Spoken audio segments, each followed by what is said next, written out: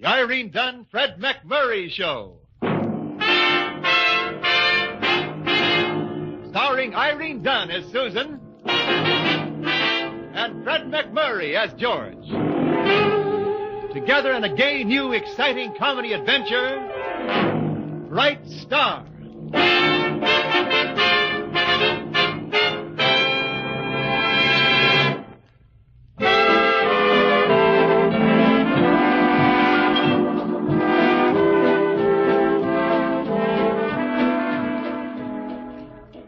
The Irene Dunn, Fred McMurray Show with Irene Dunn as Susan Armstrong, owner and editor of the Hillsdale Morning Star, and Fred McMurray as George Harvey, her ace reporter. Things, as usual, are happening in the offices of the Morning Star, and as usual, they're happening to Susan and George.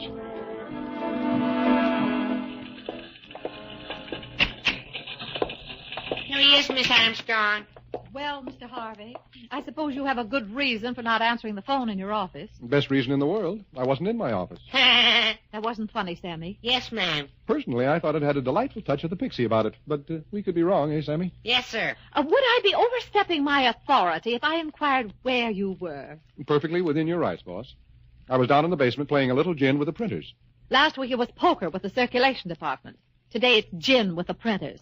Probably working yourself up to matching pennies with the newsboys. That wasn't funny, Sammy. Yes, sir. Sammy will decide those things for himself. Yes, boss. It's just that you haven't turned up a first-class story in a long while. Well, it's this town, not me. Nothing happens. Have you been to the police department lately? No. Well, you know, it's just possible you might get a story there. Well, frankly, boss, I can't afford the police department. What do you mean? They play sharper gin than the printers downstairs. If you'd care to giggle, Sammy, she said you were on your own. Thank you, Sammy. George, I'll expect you back here in an hour. Mm-hmm. From where? The police department. And try to bring back a story. I promise. I can see the headline now. Underpaid reporter cleaned by the city's finest. Or, Cops Cop Coppers from Cub.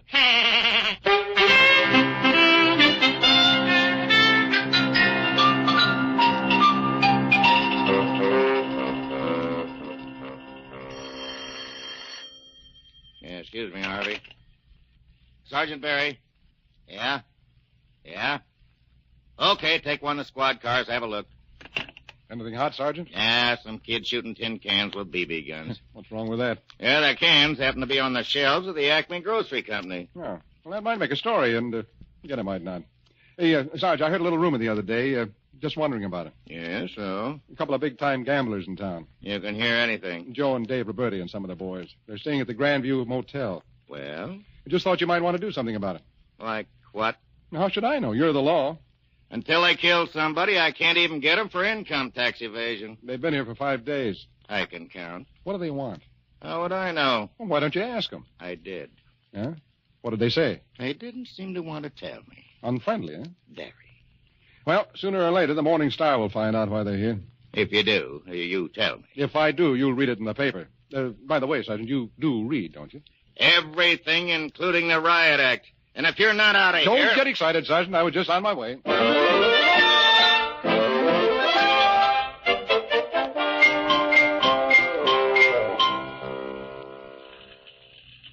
George, take your feet off my desk. Sorry.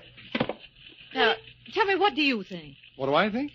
I think you're beautiful. That isn't what I meant. Well, it's what I meant. Okay. You were talking about the old Collins place. I'm not sure I remember it. Well, it's that big, dark, dilapidated old house down on the riverfront. Hasn't been lived in for 30 or 40 years. It was once considered the showplace of the town, but now it's a wreck. You know that place at the end of Dock Street. Oh, yeah, I remember. Broken windows, roof bare of shingles, paint washed away, front porch caved in. Yes, that's the place. Well, what do you want me to do? Paint it? No. I just want you to spend the night in it. Spend the... Why? Because you don't think it's haunted. Do you? George, I'm simply looking for a story. Now, don't you think it's a civic duty of the Morning Star to investigate? Investigate something you just dreamed up? Well, in a sense, no doubt. What's the matter? You afraid? Am I afraid to spend the night in the old Collins house? That's a fair question. George, I'm half inclined to do it with you. Well, if you have a free evening, can't we think of something better to do than that? We could take flashlights and sandwiches. And bottles. And guns. Oh, guns, sure. Yeah. Well, wait a minute, Susan. You don't mean we're actually going to do this idiotic thing? Of course, I could cover the story myself. Okay. Am I a man or am I a hired hand? Good. I'm glad you look at it so sensibly. Yeah. How about dinner on you? Okay. Here goes another $50. Come on, ghost hunter.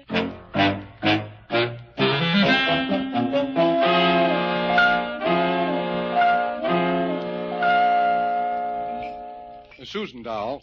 Miss Armstrong. Miss Armstrong, doll, I've got to make a phone call. Would you excuse me? Sure. Keep my dinner warm for me. All right.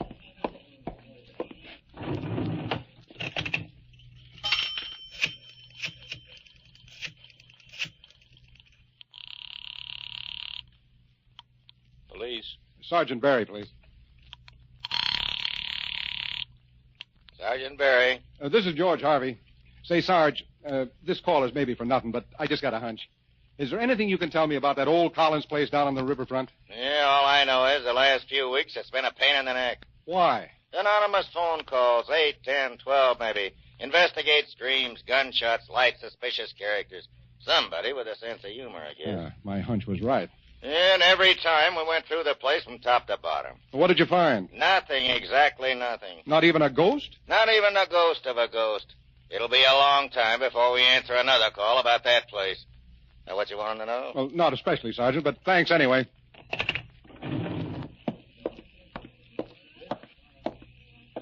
To make your call? Yeah. Susan, what a sneaky thing to do. You knew all about those anonymous calls to the cops. Oh, yes, of course. Of course, she says. Angry, aren't you? Angry? No, I'm just scared. Maybe that place is haunted. What do you think goes on in that broken-down palace? Well, I don't know, but if we find out, that's what I want for the Sunday feature. Come on, let's pack up our ammunition and go.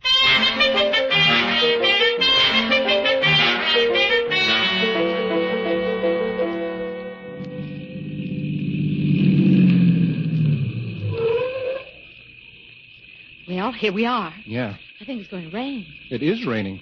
No, it couldn't be wrong. Oh, lightning, Check. Lightning. thunder. Right again. Want me to hold your hand? The hand of the editor and publisher of the Morning Star. Yes. Thunderstorms scare me to death. Do you mind if I seem to be pressing my face against your chest? No, not at all. It isn't raining rain, you know. It's raining cats and dogs. I've heard it sung better. And if it's raining, have no regrets. There will be puddles out in the streets. Regrets. Oh, well, I'm a reporter, not a poet. And the shower has passed for the moment, anyway. Yeah, so it has. Huh? Now we're here, we go right into that black, deserted hulk of unknown tears. Huh? No wonder people think it's haunted. George, look. Yeah. Yeah, it looks like somebody's moving around in there with a light. Yeah.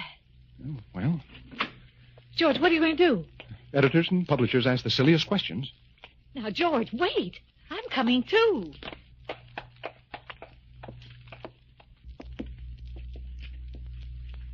Well, here's the door. Why don't you go back to the car, Susan, and try to act like a good girl? Because I'm not a good girl. I am the editor and publisher of the fastest-growing paper. Susan.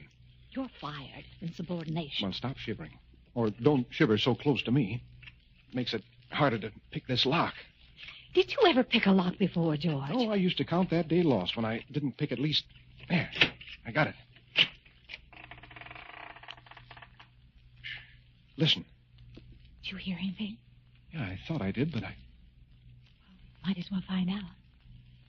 Anybody home? Susan. That was a shot. Yeah, that's what it sounded like. What do we do? Write a letter to our congressman. Here, give me that flashlight. Thanks. Now get back in the car and drive to the police station. Go on.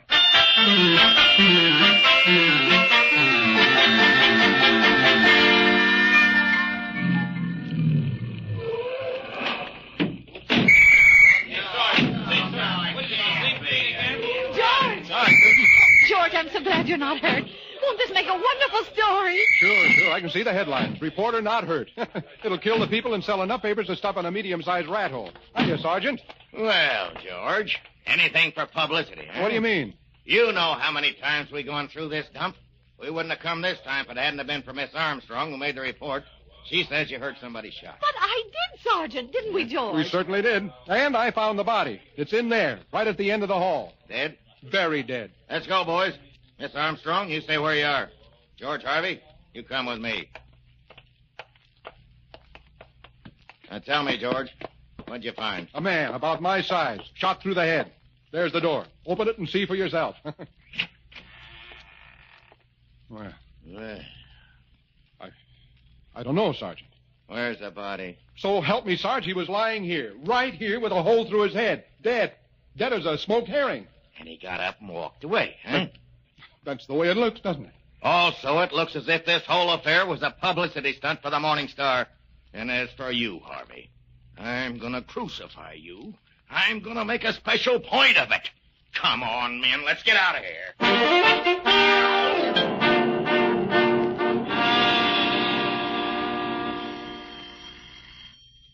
What I should get it, Miss Susan? No, Patience, I'll answer it. Hello? This is Joe Roberti.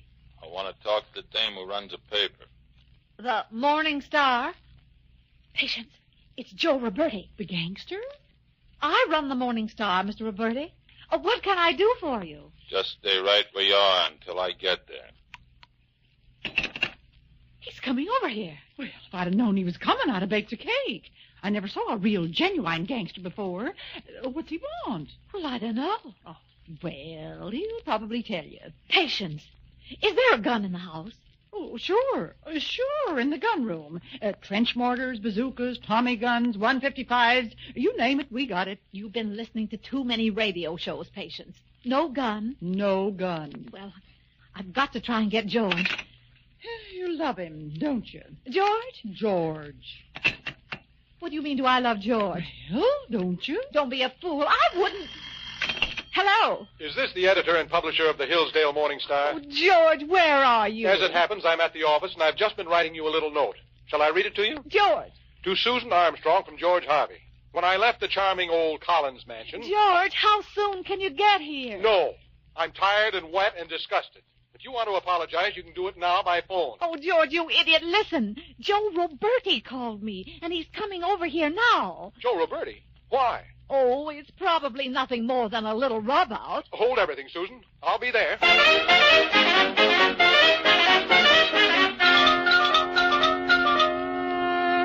And Miss Susan, I suppose you're going to want sandwiches and stuff for your gangster friend. Don't you dare leave this room, Patience. Don't worry. When this Roberti mug comes, I'll be sitting here knitting. Poor old Patience, just minus a few of her buttons. Oh, there he is. I'll go. Hiya. Come in, boys. There's a couple of friends of mine. It's wet outside. I want to talk to you a minute. Hey, it's a nice place you got here. Who's the old dame? Oh, Patience, this is Joe Roberti and a couple of friends of his. How do you do? Hiya. Scram. Scram. Oh, of course. Scram to you, too. Sit down, gentlemen. Well, Mr. Roberti? I got something I want to talk to you about. Yes?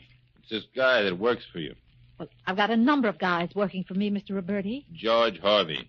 Oh. We want to talk to the both of you. Oh, will you pardon me? Sit down. I'll get it. Well, I'd like to open my own door. Sit down. Oh, Mr. Harvey, we was expecting you. But I... Come in. Well, thanks. I Come will. in.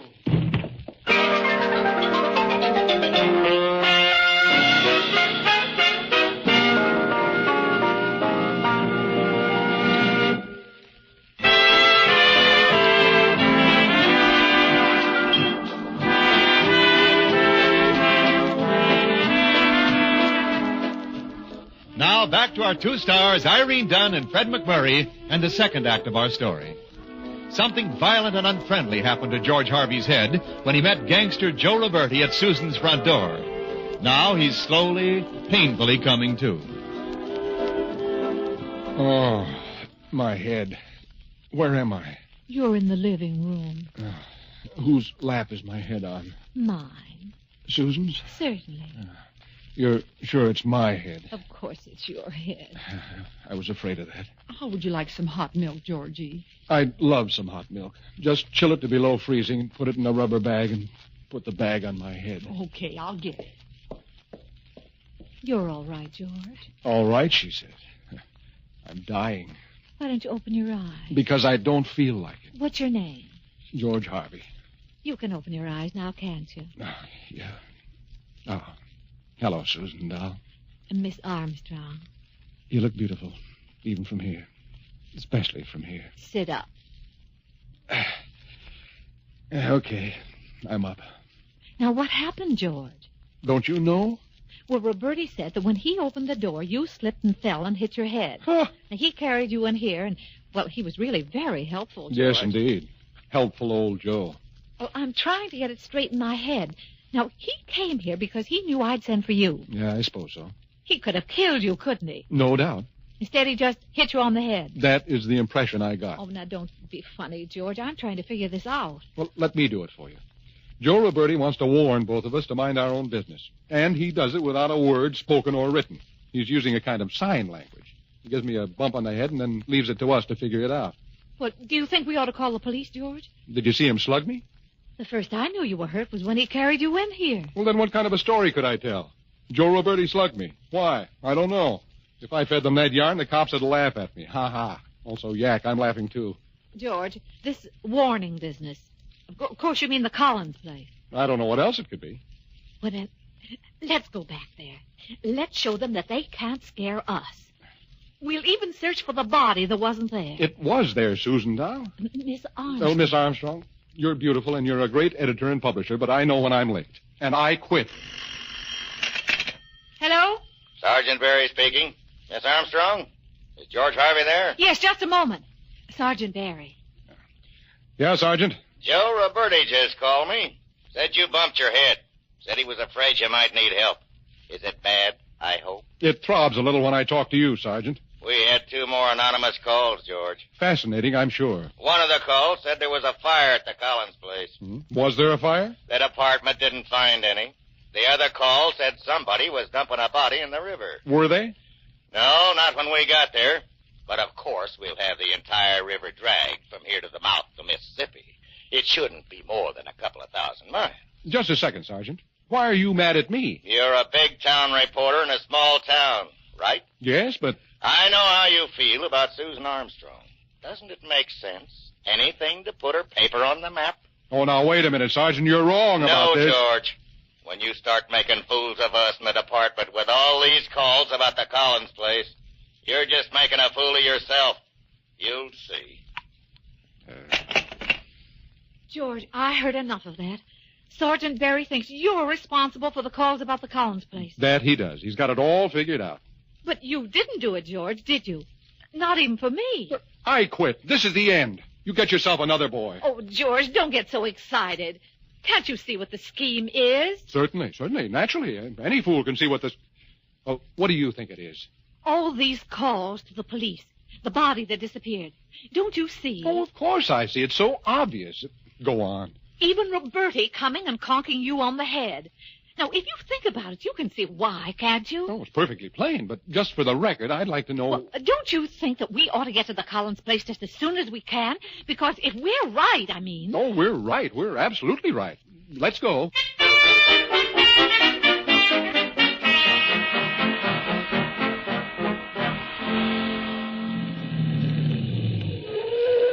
Why here?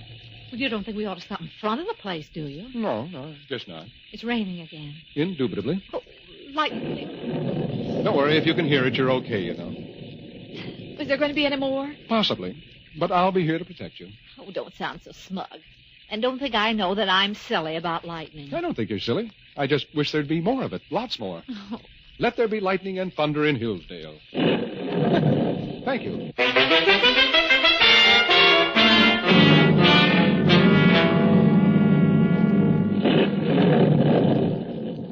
George, when the lightning flashed, did you see what I saw? On the riverbank? Yeah. I'm not wrong, then. Looked like a barge out there, and they're loading something heavy into the old house. I guess if we called the police, they'd laugh at us, wouldn't they? They certainly would. And I wouldn't be surprised if that's what this whole thing has been about. Cry wolf until the cops won't listen anymore. What should we do? You want to know what I think? What? We ought to go home, go to bed, pull the covers over our heads, and forget that we saw anything. George, what do you think's going on in there? I couldn't have put that question better myself, Susan. How badly do you want this story, whatever it is? Well, what do you mean? Enough to risk getting shot and thrown in the river? You couldn't do that. You're just being melodramatic. We don't even know what or who or why. Not yet, but soon, maybe. Look in the rearview mirror. We're getting out of here. Yeah, that did it. It's Joe Roberti and those other two. Yeah. Hello, Roberti. Out, both of you. Mr. Roberti, I am Frisk not... 'em, boys. Oh, don't. Yeah, sorry, lady. Yeah, they're clean. Okay, walk. I thought I'd give you a nice, polite warning to stay away from here. Even offered to send for a doctor. Yes, that was sweet of you, Mr. Roberti. Wasn't it, George? Yes, terribly, terribly sweet. I do everything I can to make it easy, and still you gotta come down here and stick your nose in it. Well- Just makes me kind of sick. Oh, poor Joe. Yeah, poor Joe, that's what they say. Poor Joe, just a kind-hearted slob. Stop. Open the door. Go ahead. Flashlight. Okay. Now you're here. You satisfied? What do you want to see? The cop's been through this joint 100 times. Come on. Who owns this place, Roberti? Me and my brother. We bought it, and anything we want to do with it is up to us, right? Oh, right. Absolutely right. What are you going to do with it? Make it a morgue? Just what happened to the corpse Mr. Harvey saw? That should have been in pictures, huh? I yell help, fire a shot, and slap a handful of tomato ketchup on my forehead. Well, it sure fooled me, Joe. I suppose it was just another stunt to make the cops so tired of this place they'll never go through it again, huh? You want to know something? If somebody was to call the cops right now and tell them to go to the old Collins place because a couple of people from the Morning Star was being rubbed out, they'd laugh. Laugh? They'd trace the call and they'd run you in. You have a wonderful sense of humor, Joe. Yeah, I killed myself. Open the door.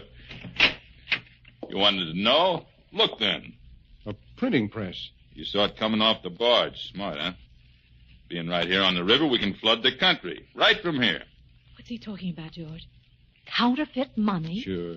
Is that it, Joe? Or is it greeting cards? Yeah, it gives me an idea. Maybe I'll print some greeting cards, too. Valentine's. Take 'em out to the dock, boys. Yeah?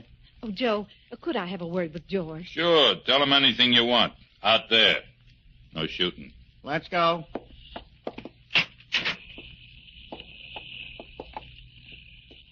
He said I could talk to him. Go ahead. Talk. George, I'm sorry. Yeah, I'm sorry, too. Give me your hand, Susan, will you? You're cold. Can you swim? No. That's what you think. Hey, stop! Here, hang on to me. Hang on to my belt and keep your head up. I've got hold of a piling. You're... I'm okay, but I guess They can't see us, but they can hear us. With all that gunfire, they're going to have every prowl car in the neighborhood. Hey, jumped up the dock and pulled it off with him. You get it? I think so. Good. Throw your gun in the river. We gotta get out of here, but we're okay. They won't go through this place again. If they can't, will it be all right to mention that I'm about to drown? Sure. Hang on, Susan. If we can get to the next piling, we can get up the bank.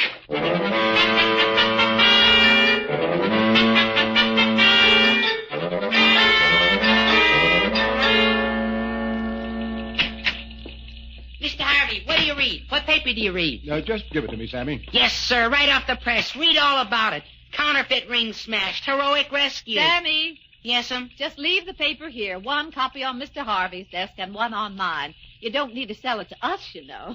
Okay? Okay. I guess I'm just a copy boy, a jerk, a squirt, a dope, a dummy. So it's wrong to get excited about the biggest story of all time? Sammy, scram. Scram. I know what's going on. You two want to be alone. Well, Sammy's getting to be quite an understanding young man. Yeah, he's learning early. You're not getting any younger, George. Meaning? You just might start learning to understand me.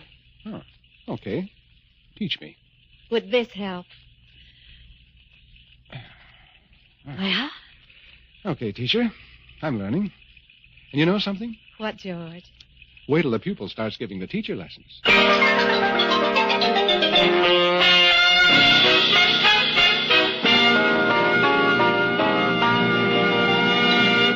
Our stars Irene Dunn and Fred McMurray will be back in just a moment.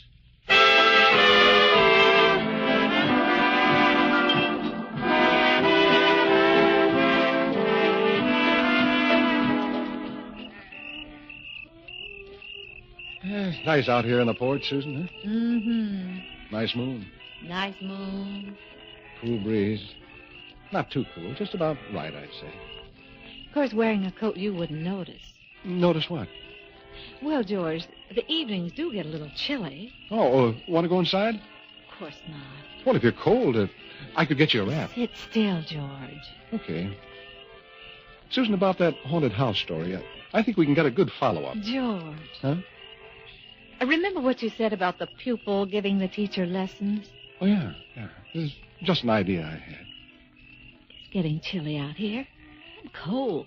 You want my coat? No, just the sleeves. Huh? Oh, I get it. Yeah. How's this, teacher? Wonderful. Pupil. Just wonderful.